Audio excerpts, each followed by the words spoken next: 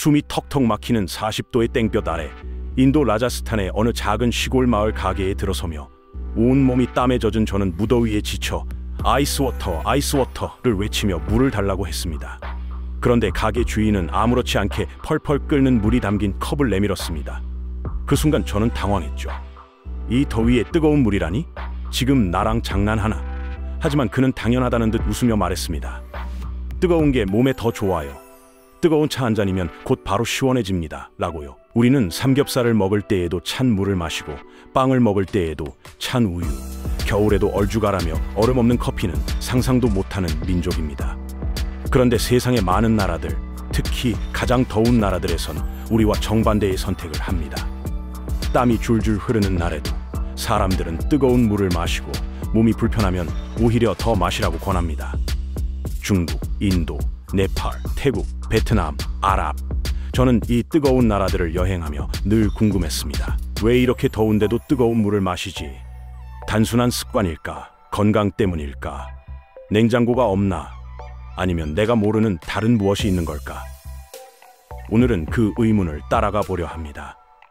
단순한 음료의 문제가 아니라 수천 년을 지나온 그들만의 생존 철학일 수도 있으니까요.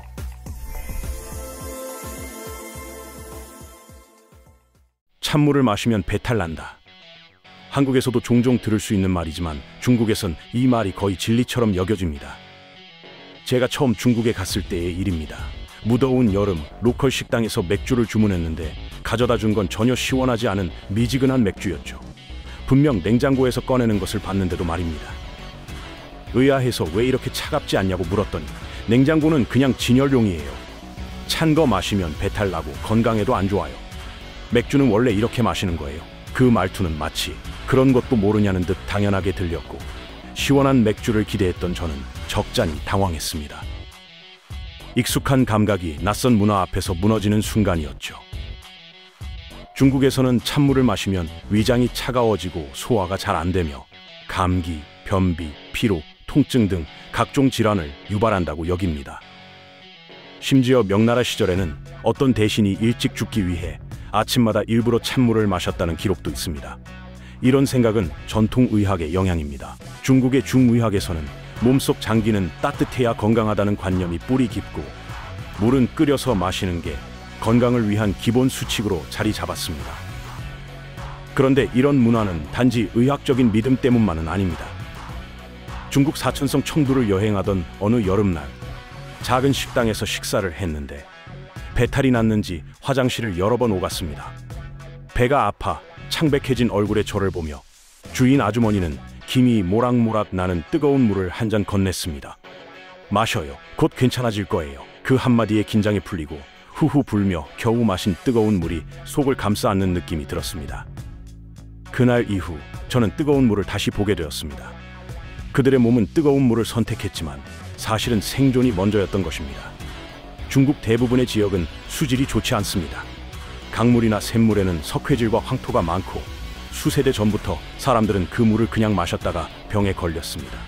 그래서 물을 끓이는 문화는 생존과 직결되었고 자연스럽게 끓인 물은 생명이라는 인식이 자리 잡았습니다.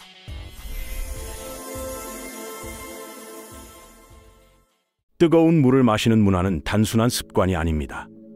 역사적 사건을 거치며 그것은 하나의 제도이자 생활의 질서로 자리 잡게 됩니다. 대표적인 사례는 19세기 중후반부터 20세기 초까지 중국 전역을 휩쓴 콜레라 대유행입니다. 특히 1862년 닝보와 상하이를 시작으로 1880에서 90년대 그리고 1919년까지 여러 차례 반복된 대규모 콜레라의 창궐 속에서 늘 물을 끓여 마시는 습관이 있던 광동성 사람들만은 유독 감염률이 낮았습니다. 이 사실은 전염병보다 더 빠르게 퍼져나갔고 끓인 물이 생명을 살린다는 인식은 전 중국에 확산되며 사람들의 삶의 방식 자체를 바꾸어 놓았습니다. 1930년대 장제스는 신생활 운동을 통해 위생과 건강을 강조하며 끓인 물 마시기를 장려했고 이를 본격적으로 제도화한 것은 1950년대 마오쩌둥 시절입니다. 모택동은 애국 보건운동을 통해 학교, 병원, 공공기관마다 끓는 물 보급소를 만들고 아이들은 매일 아침 보온병을 들고 등교하게 되었습니다. 보온병은 중국 중년 세대의 상징이 되었고, 뜨거운 물은 단순한 음료가 아닌 국가가 주입한 건강의 상징이 되었습니다. 그들의 손에 들린 보온병은 단순한 물통이 아니라 엄마의 손길 같은 정서의 기호가 되었습니다. 그 손길은 여전히 하루의 시작과 함께 따뜻하게 따라 나섭니다. 지금도 중국 기차에는 뜨거운 물 보급기가 있고, 공항이나 터미널에서도 무료로 뜨거운 물을 제공합니다. 뜨거운 물은 여전히 그들의 일상이고, 부모의 사랑이고, 집단의 기억입니다. 공공 시스템은 개인의 생활 습관을 지탱해주는 하나의 문화 기반이 되었고, 끓인 물을 언제든 마실 수 있는 사회는 곧 위생과 신뢰의 상징으로 자리 잡았습니다. 뜨거운 물은 그저 몸을 데우는 것이 아니라 삶의 태도이자 공동체의 언어였습니다. 베트남에선 손님이 오면 뜨거운 자스민차를 내고, 일본에선 식사 후 따뜻한 겐마이차를 나눕니다. 인도에서는 아유르베다 전통에 따라 아침마다 향신료를 넣은 따뜻한 물을 마시며 몸의 균형을 다잡습니다. 사막의 한가운데 아랍의 베두인들은 뜨거운 민트차를 권하며 말합니다. 불은 불로 다스리는 거예요. 그 뜨거운 물 한 잔에는 단순히 온도만 담긴 게 아닙니다. 환대와 위로, 자연과의 조화, 세월이 쌓인 기업과 공동체의 방식이 녹아 있습니다. 사람들은 그저 물을 마시는 것이 아니라 그 나라의 온도와 삶의 태도, 그리고 살아온 시간을 함께 삼키는 것이었습니다. 그렇다면 이 문화가 어떻게 생겨났을까요? 단지 몸에 좋다는 믿음만으론 설명이 부족합니다. 그것은 각기 다른 환경에서 살아남기 위해, 그리고 함께 살아가기 위해 선택한 방식이었고, 결국은 삶을 대하는 태도 그 자체였습니다.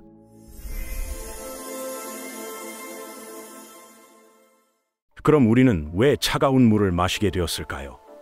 단순히 기호의 문제가 아니라 차가운 물을 안전하게 마실 수 있는 조건이 갖춰졌기 때문입니다. 바로 깨끗한 물과 냉장 기술이죠. 유럽과 북미는 19세기 산업화 이후 상수도와 정수 시스템을 갖추게 되면서 더 이상 물을 끓이지 않아도 되는 환경이 만들어졌습니다. 특히 영국은 1820년대 세계 최초로 상수도를 통해 가정에 정수된 물을 공급하기 시작했고, 이는 현대 위생혁명의 시초로 평가받습니다. 미국은 20세기 초 얼음 산업을 일으키며 냉장 기술을 상업화했죠. 맥주, 콜라, 아이스, 커피, 우리가 일상처럼 마시는 차가운 음료는 이 모든 기술 인프라 덕분에 가능해진 문명의 산물입니다. 한국 역시 깨끗한 지하수 자원이 많아 예로부터 물에 대한 불신이 적었고, 1970, 80년대 냉장고의 급속 보급 이후 여름엔 얼음물, 겨울엔 얼주가로 이어지는 냉음료 문화가 정착되었죠. 결국 찬물을 마시는 것도 뜨거운 물을 마시는 것만큼이나 환경과 기술이 허락한 선택입니다. 사실 이렇게 차가운 물을 아무 걱정 없이 마실 수 있다는 것 자체가 지하수가 풍부하고 자연 환경이 안정적인 세계 몇 안 되는 나라들만 누릴 수 있는 특권이기도 합니다. 대표적으로 한국, 일본, 영국, 뉴질랜드, 캐나다, 노르웨이, 스웨덴, 핀란드, 아이슬란드, 스위스 같은 나라들이 이에 해당되죠. 이들 국가는 수질이 좋고 상수도 시스템이 발달해 있어 찬물을 걱정 없이 마실 수 있는 환경을 갖추고 있습니다. 뜨거운 나라들이 뜨거운 물을 선택한 이유가 생존이었다면 우리는 찬물이라는 특권을 가진 셈이죠. 문화의 차이처럼 보이지만 사실은 가능한 조건이 만든 풍경이었던 겁니다.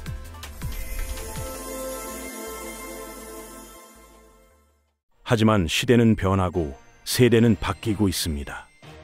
전통적으로 뜨거운 물을 고집하던 나라들에서도 이제는 아이스 음료가 거리의 일상이 되어가고 있습니다.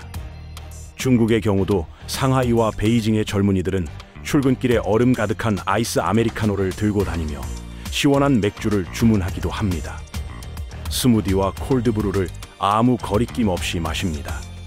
거리엔 글로벌 카페 체인점이 가득하고 SNS 속에선 얼주가 트렌드가 새로운 문화처럼 소비됩니다. 거리에선 글로벌 카페 브랜드들이 빠르게 확산되고 시원함은 더 이상 이질적인 문화가 아니게 되었죠.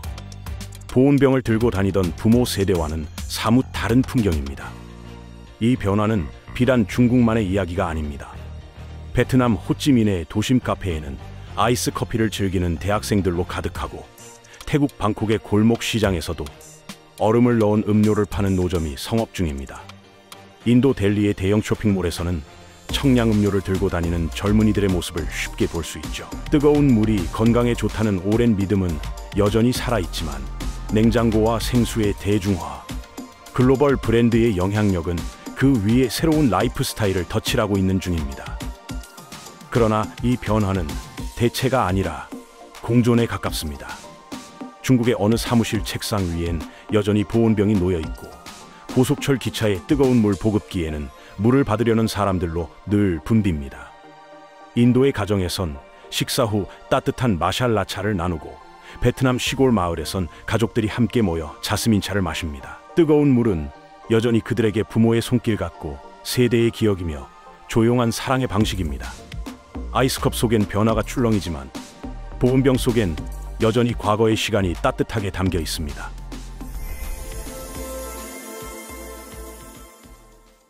아랍에서 이런 말을 들은 적이 있습니다. 불은 불로 다스린다. 우리가 흔히 말하는 이열치열과 같은 맥락이죠. 45도 사막의 열기 속에서도 뜨거운 민트차를 마시는 사람들은 말합니다. 이게 우리가 몸을 식히는 방법이야. 처음엔 이해가 되지 않았습니다. 이 찜통 같은 더위에 왜 더 뜨거운 걸 마시는 거지? 하지만 곧 깨달았죠. 이건 기후를 이기려는 방식이 아니라 기후에 순응하는 방식이라는 걸요. 서양 문화는 흔히 자연을 극복의 대상으로 봅니다.